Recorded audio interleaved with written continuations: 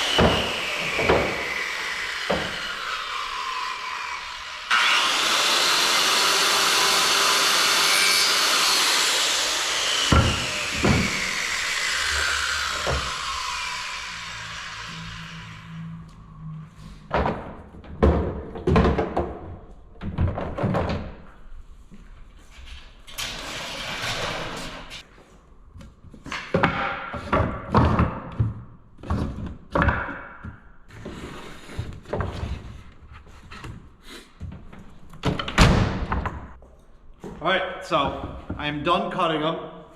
Basically, now they look like this. So they have a point, and that one has a little piece. I should have cut that off, let's see.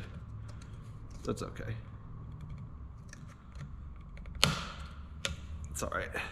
So it has a point that you will drive into the ground, hit this with the sledgehammer, and then these all get either nailed or screwed.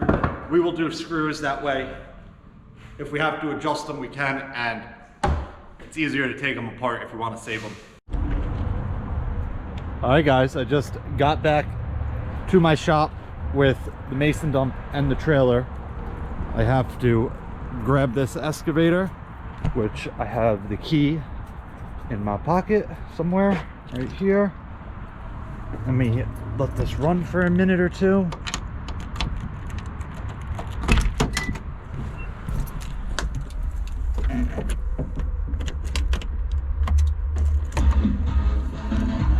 Where's the radio in this? We don't need that. We don't need that.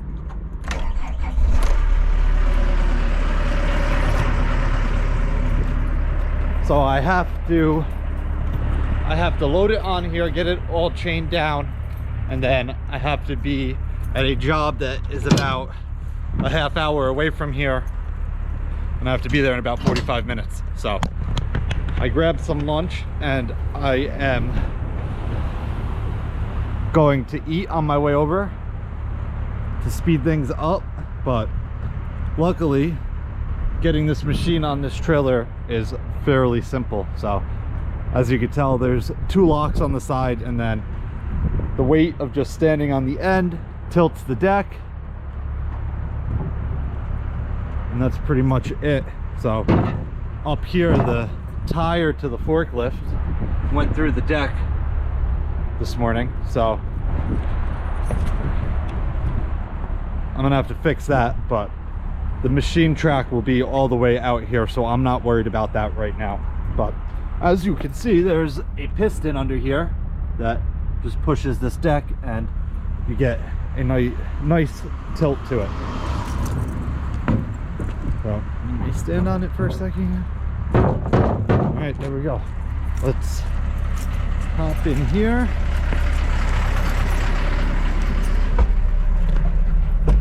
Where can I put this? Let's see.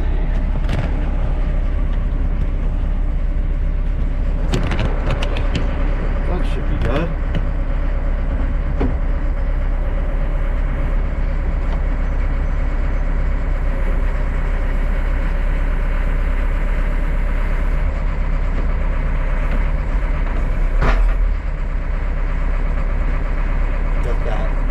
Water out of there.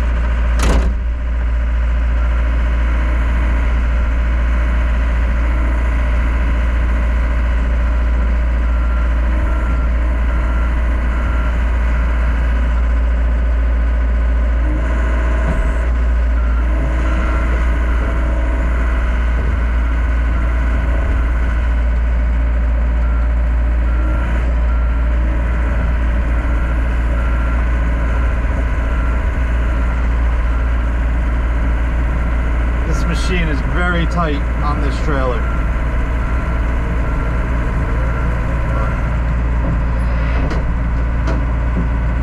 It fits, so.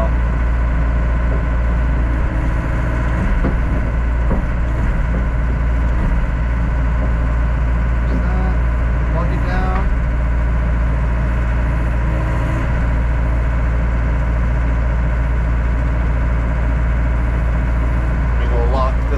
Deck real quick.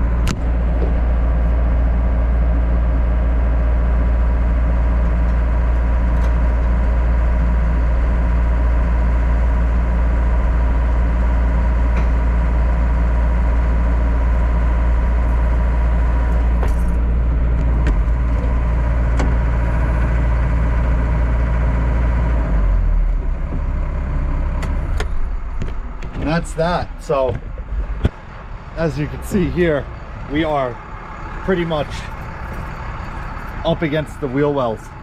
So it is a tight squeeze to get on here, but it gets the job done.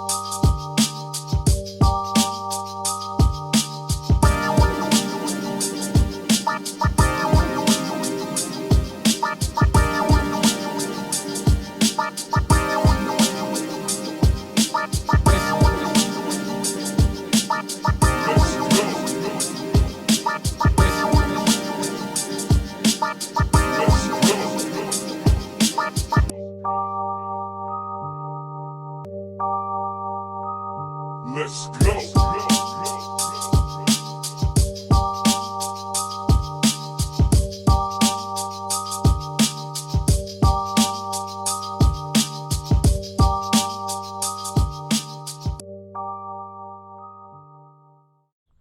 All right, guys, so over there where the machine is and where Rodrigo's working is where we are putting it's a garage, right? 2-car garage with a 2nd floor on it. So a 2-car garage, 2nd floor, but we started out here off this house, and what is this, 10 feet? 10 feet. Measured 10 feet from the concrete to this stake, and then we did the other corner of the house, and that just gives you a square measurement off the house to come all the way across, and then you can measure off the string line back that way. So you also do the same thing off this side of the house.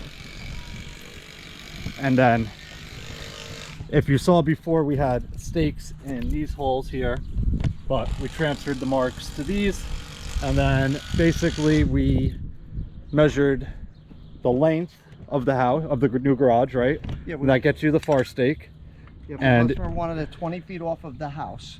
Okay. So that was the measurement we started. So 20 there. feet from that corner And to this then corner. The zoning setback was 41 feet 7 to the face of the garage, and that gave us the 17 feet we needed in the rear of the garage. That's how we determined that. Okay. All right. So then you put all your marks, you put your string lines, and now you have your 4 corners. Check And it for square. check it, make sure it's square. You measure across on the angle, and you make sure both angles are the same measurement. 44 foot 7 and 3/16.